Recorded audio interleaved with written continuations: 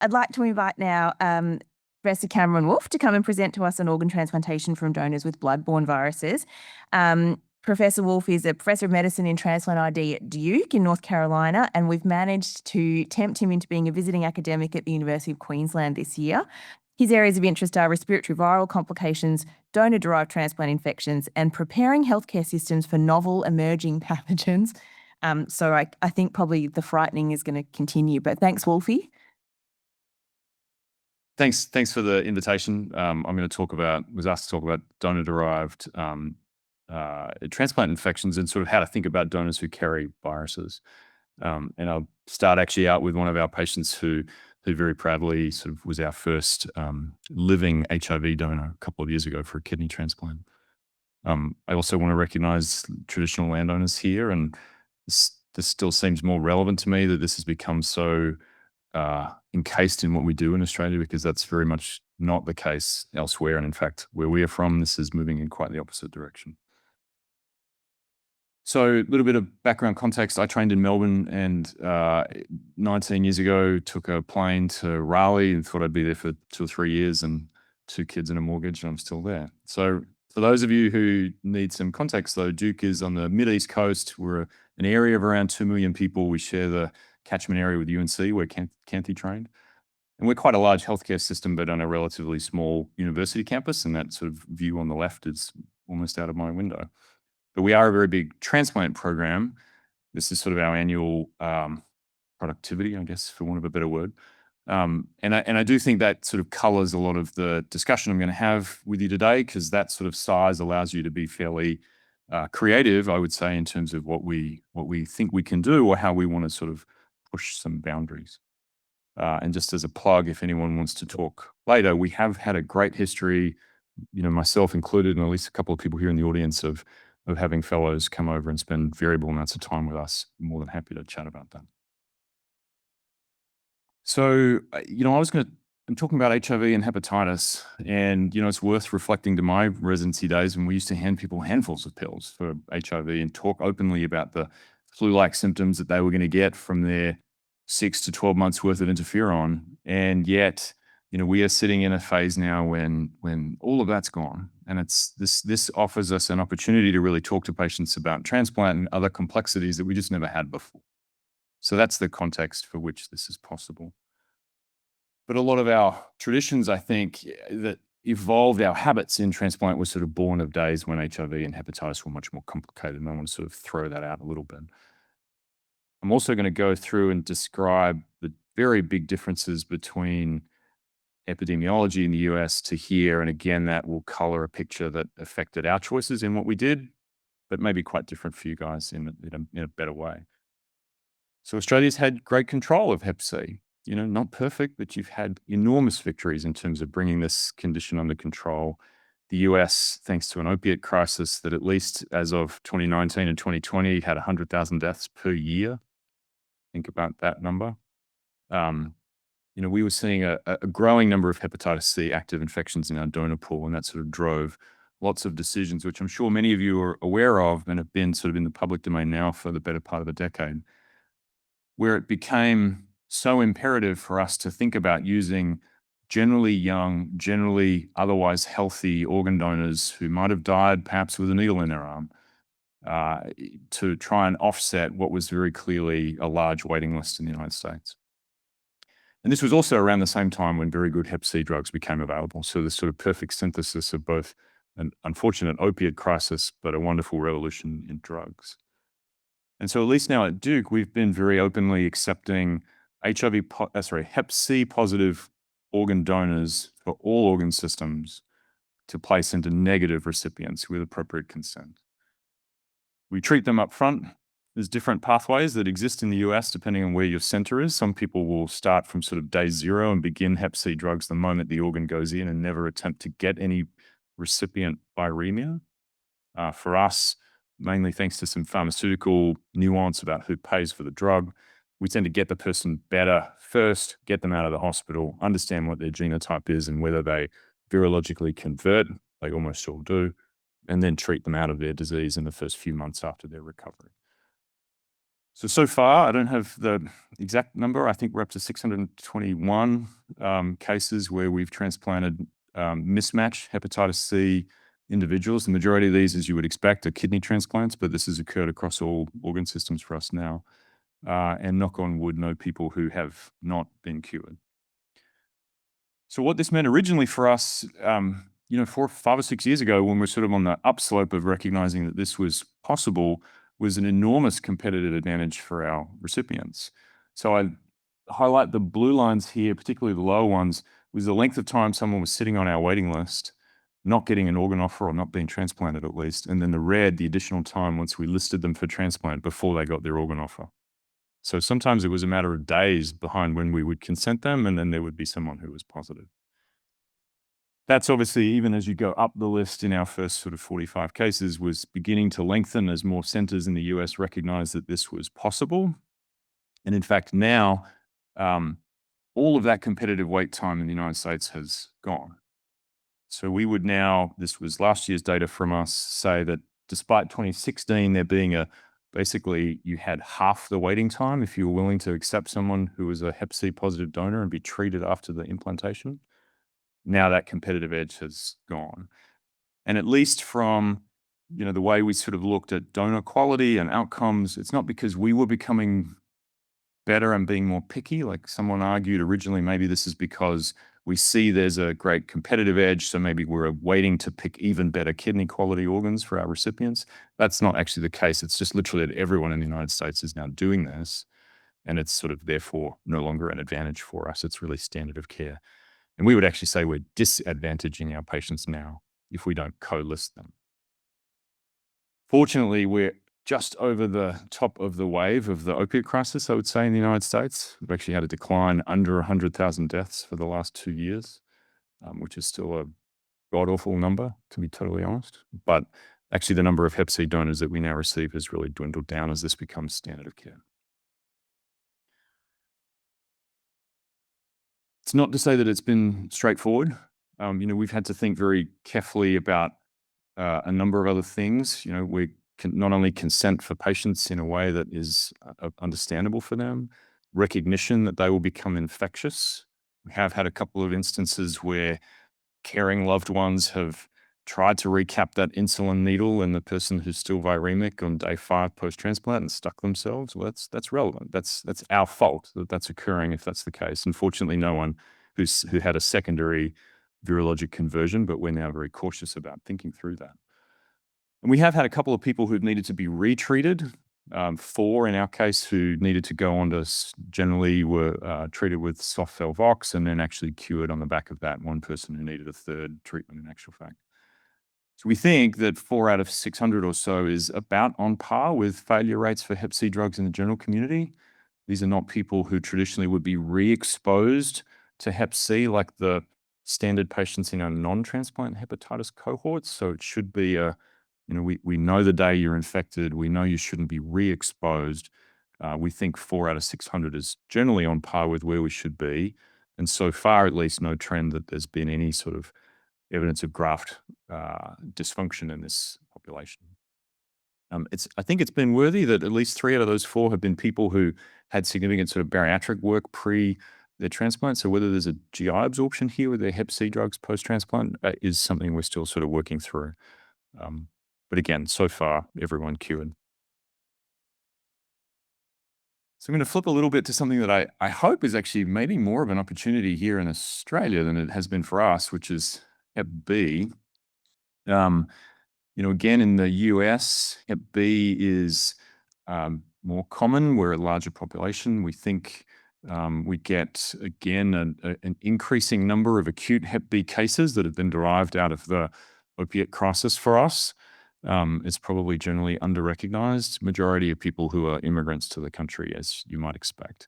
And certainly for us, the vast majority of Americans who we think carry Hep B have no idea. They don't know. They've never been treated. They've probably never been tested. I suspect that's maybe similar to here. But at least numbers here, I think, are going to be different. This is the latest I could find from a couple of years ago. Again, you see here a high amount of immigrant population driving Hep B in Australia.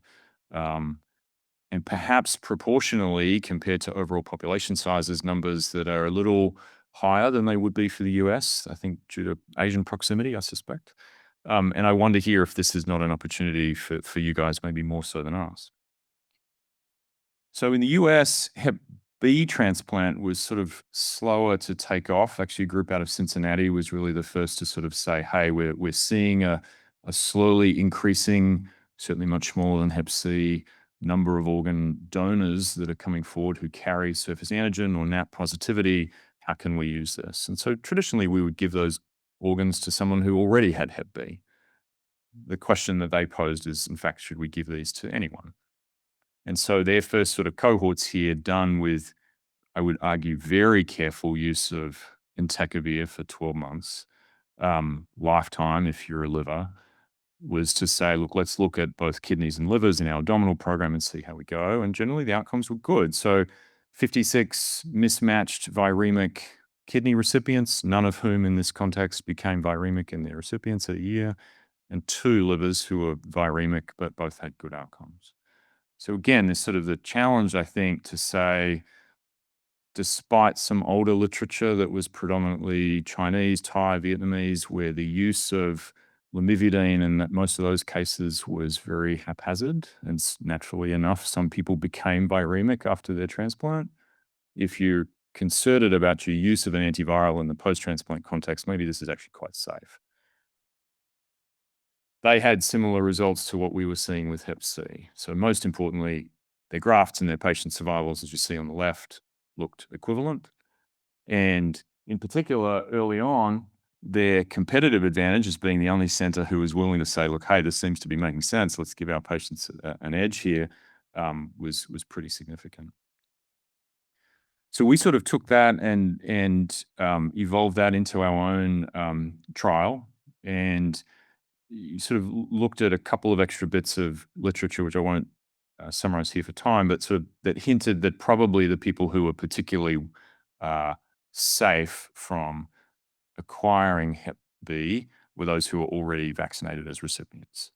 So we've made sure that anyone who goes onto our Hep B program at least has had Hep B surface antibody seroconversion. We do still give them H big at the time of their transplant, although I think that may be actually unnecessary.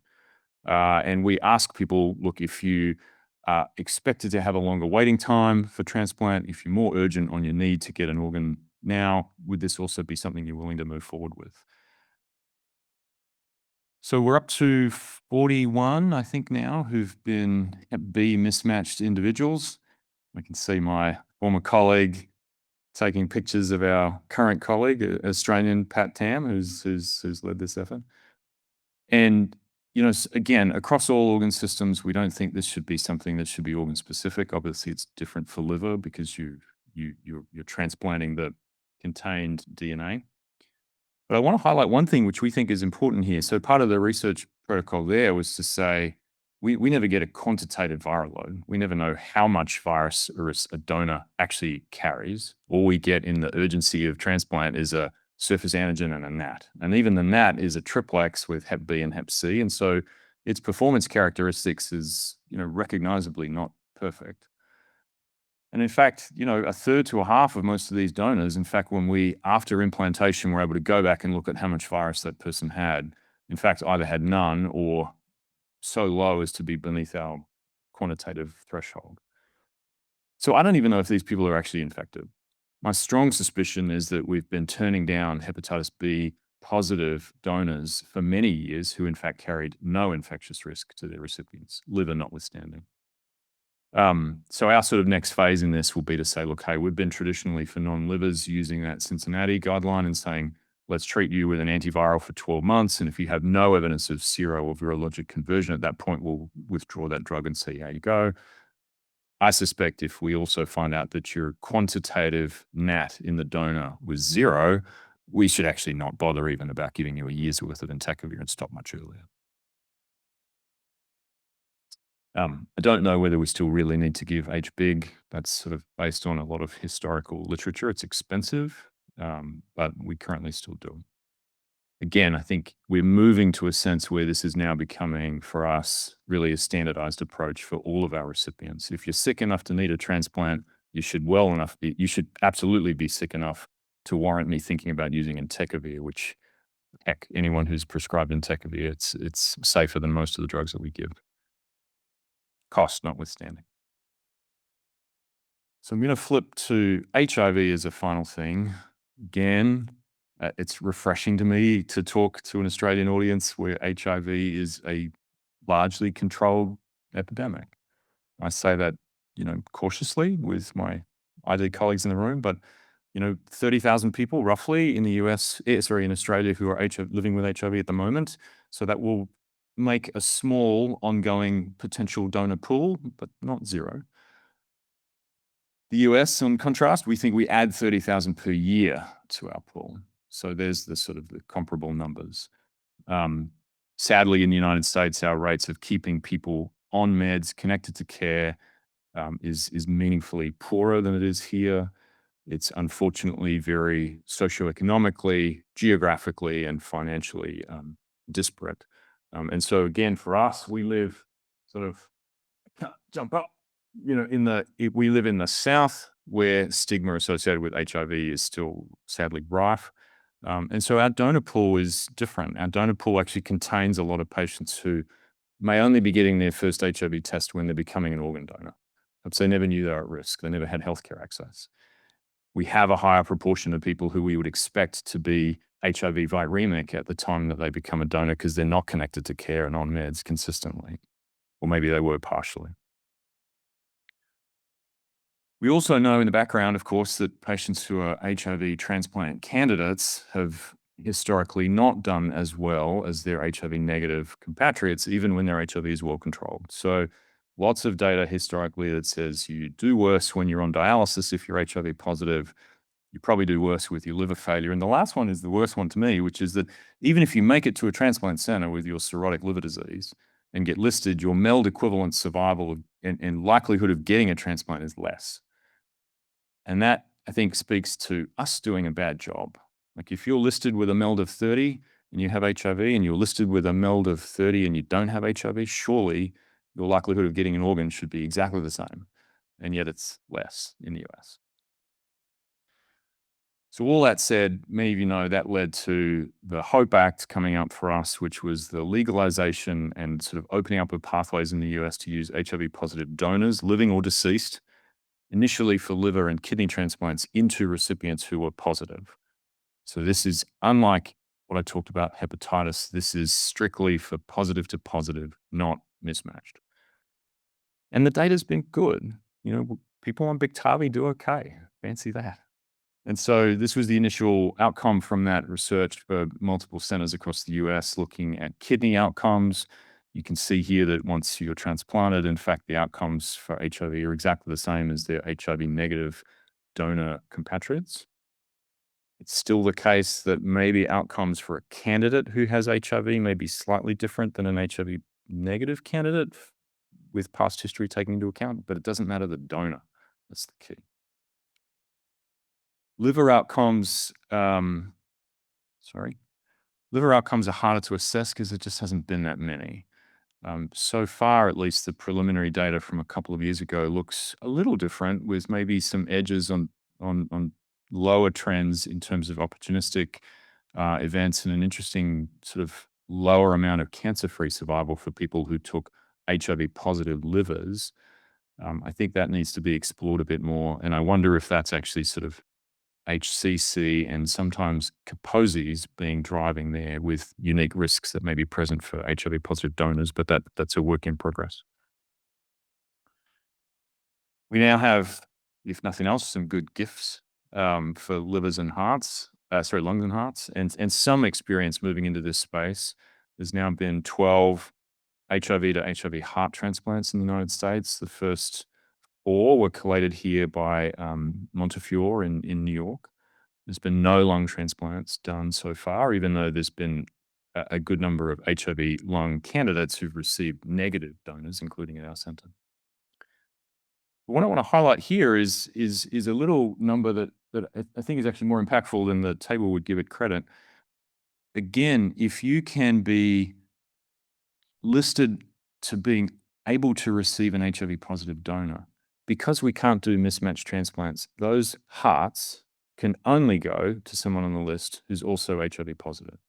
So that is ironically a competitive advantage for you if you're positive on the waiting list, because you can get an organ that no one else can.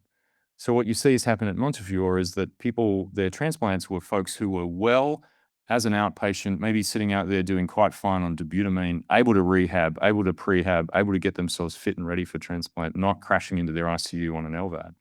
And yet they can still get an organ transplant, probably way before they ever would have if they're HIV negative or waiting for a negative recipient. And so far, at least, their outcomes equally look good. So in fact, it's sort of led to some interesting questions for us. So if there's this seeming competitive advantage for folks who are positive to get transplanted, like who should we be seeing? And so we would certainly say to our HIV colleagues or our nephrology, hepatology, pulmonary colleagues, you know, if you think someone is in your clinic who is stable and who is turning up and is taking their meds, we want to see them if they're starting to get organ failure. And I say starting to, like, don't send me the person who's already got a, you know, oxygen dependency COPD, because we've missed a window to give that person a competitive edge that their HIV affords them. So any degree of advancing fibrosis, I want to see. Any degree of heart failure. We have recognized that we can relax some of the previous stringent rules that we had in place for our candidates. So we certainly try and get them off protease inhibitors, old drugs anyway, but actually come with a whole bunch of messy drug interactions.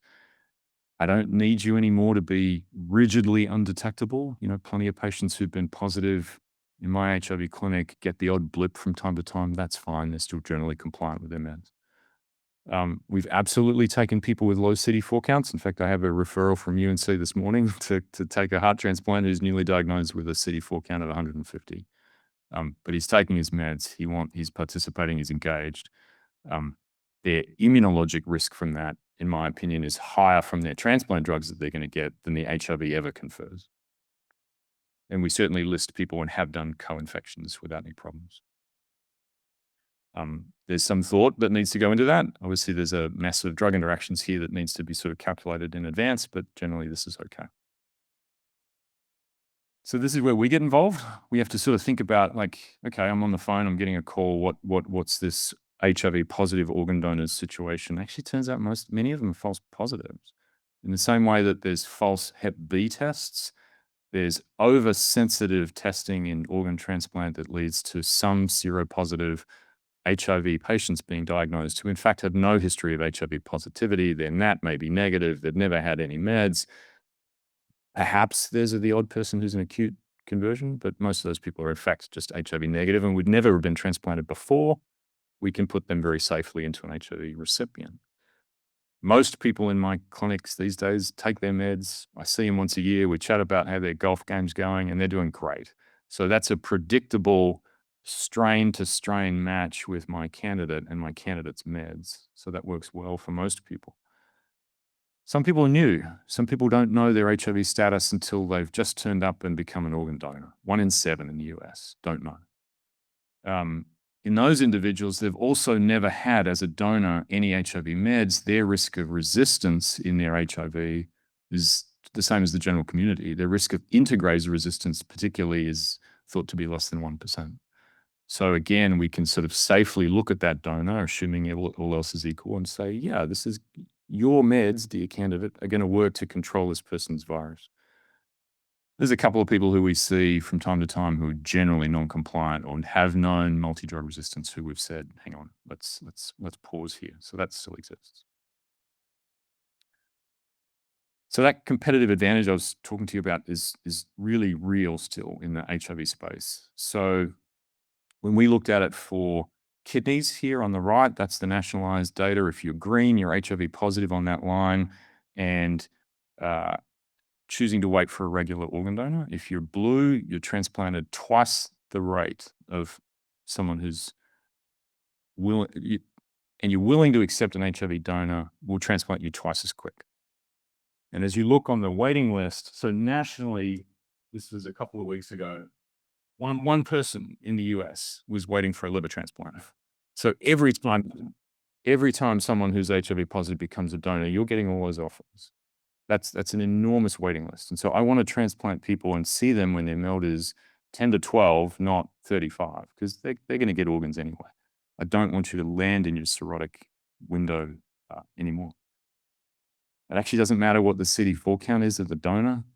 You know, those of you who see organ donor evaluation know that we give lots of steroids, we do lots of stressful things to people in their terminal illness. The CD4 count is a bit sort of immeasurable and hard to interpret at that point. Actually probably doesn't matter. We've had some interesting HIV donors, people who've failed PrEP. Does that mean they're drug resistant? Actually, it's just meant that they weren't taking their pills. We've certainly had the occasional person who actually presents with a legitimate opportunistic infection we've had to say no to. But generally speaking, most organ donors who are HIV positive are well, they're taking their meds, they're doing a great job, they're a safe donor. So I wanted to make this sort of real for a couple of these people as I close out. This is sort of the edge that we still think we can give people. So a guy who sat on the waiting list for 4 years in New York came to us, said, I'm kind of sick of dialysis. I'm happy to take an HIV donor now. He got transplanted a week later and is doing great. On the liver side, it affords you two opportunities. It either says, right, here's a young guy with a MELD that for us at least is below the point when traditionally you'd get a liver in the US, even though that person was symptomatically suffering from his hepatic encephalopathy, job loss, and lots of other things. HOPE gets him transplanted much more quickly than he ever would if he was HIV negative. And another chap who, like I said, occasionally we can get people who actually their CD4 count probably doesn't matter as well if they're compliant.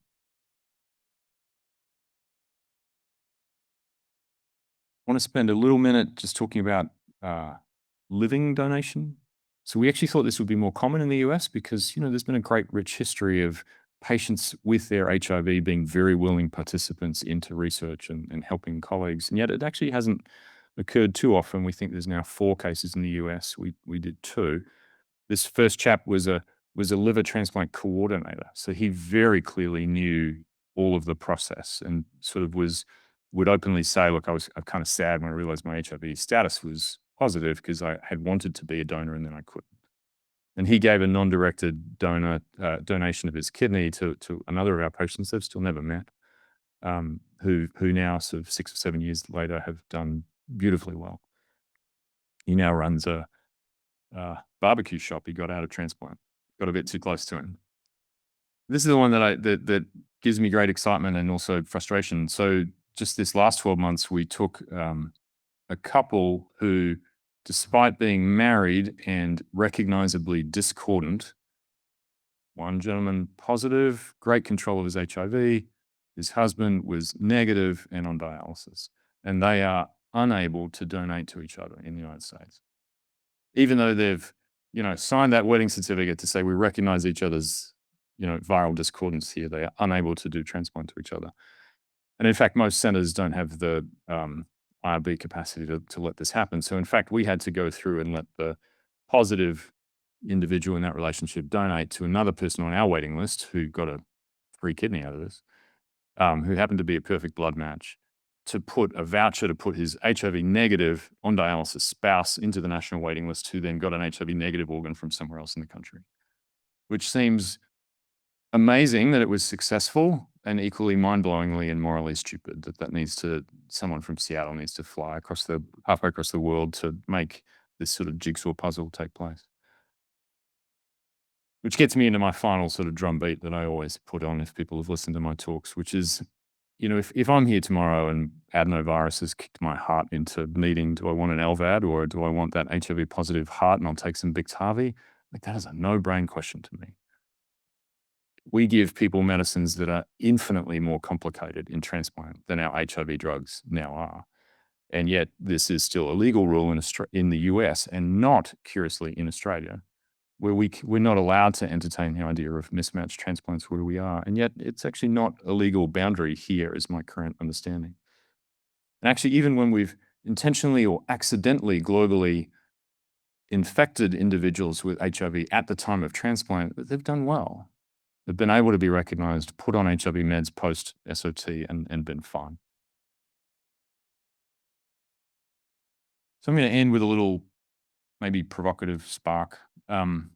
We all work at big academic centers if we're in transplant. And so I just challenge folks to realize that actually you can do some great stuff with colleagues on the bench who may not see your patients and yet can incredibly gain from what we do. So we were able to show with some lab colleagues in our HIV nephrology bench that in fact the kidney remains this latent reservoir for surviving populations of HIV that exist from the donor when you transplant them into the recipient, even if the recipient never becomes viremic and unwell, and actually shed that HIV in their urine. You can see phylogenetically that they maintain their different populations. Equally, it's given a lot of our fellows a great opportunity to do some research on cure. So if we think about where HIV cure is going, you need to understand how a virus remains latent and dormant in a lymph node. And no one in my clinic is just going to give up a lymph node. Why would they? And yet, organ transplant is this great opportunity where suppressed, consentable, compliant individuals who by the act of surgery are going to have a bunch of lymph nodes taken out by my surgeons and thrown in the pathology bin anyway, are able to say, yeah, we'll give this to our immunology colleagues to think about how latency exists. And so myself or some of my fellows here will go into the lung transplant operation rooms and be on the back table just fishing out the lymph nodes as our patients get transplanted. And it's this wonderful collaboration that allows the smart people in the room, the immunologists, to do some great work that we would never get the chance to do otherwise. I'm going to end with a plug. I'm here for 6 months. My 2 kids are 10 and 12. They're here going to local schools, and my 10-year-old has signed us up. Bless his soul. Such that he will shave my head in 2 weeks' time. And so if anyone wants to be kind and generous for the Leukemia Foundation, here it is. And so, but with that, I'm certainly happy to take any questions. Oops. And appreciate the time.